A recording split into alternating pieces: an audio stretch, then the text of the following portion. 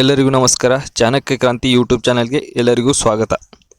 ಇವತ್ತು ನಾವು ನೋಡ್ತಾ ಇರೋದು GK today current affairs June 18ರದು. ಮೊದಲನೇ ಕ್ವಶನ್ ನೋಡೋಣ. Question number 1.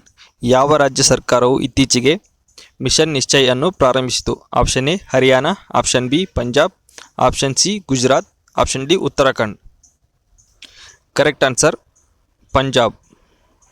Question number 2. ಯಾವ ದೇಶವು ಆಗಸ್ಟ್ನಲ್ಲಿ ಬಹುರಾಷ್ಟ್ರೀಯ ವಾಯು ವ್ಯಾಯಾಮ ತರಂಗಶಕ್ತಿ 2024 ಆಯೋಜಿಸುತ್ತದೆ?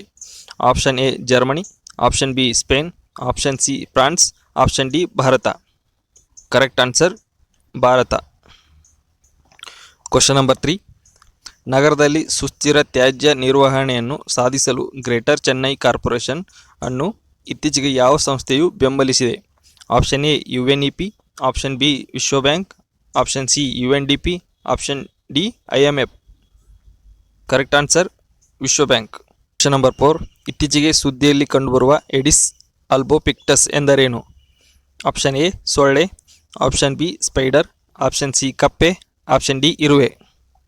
ಕರೆಕ್ಟ್ ಆನ್ಸರ್ ಸೊಳ್ಳೆ. Question number 5. ಇತ್ತೀಚೆಗೆ ಸುದ್ದಿಯಲ್ಲಿ ಕಂಡುಬರುವ ಮತ್ಸ್ಯ 6000 ಅನ್ನು ಯಾವ ಸಂಸ್ಥೆಯು ಅಭಿವೃದ್ಧಿಪಡಿಸಿದೆ? Option A IIT Roorkee, option B national institute of ocean technology Chennai, option C IIT Kanpur, option D national institute of ಓಷಿಯಾನೋಗ್ರಫಿ.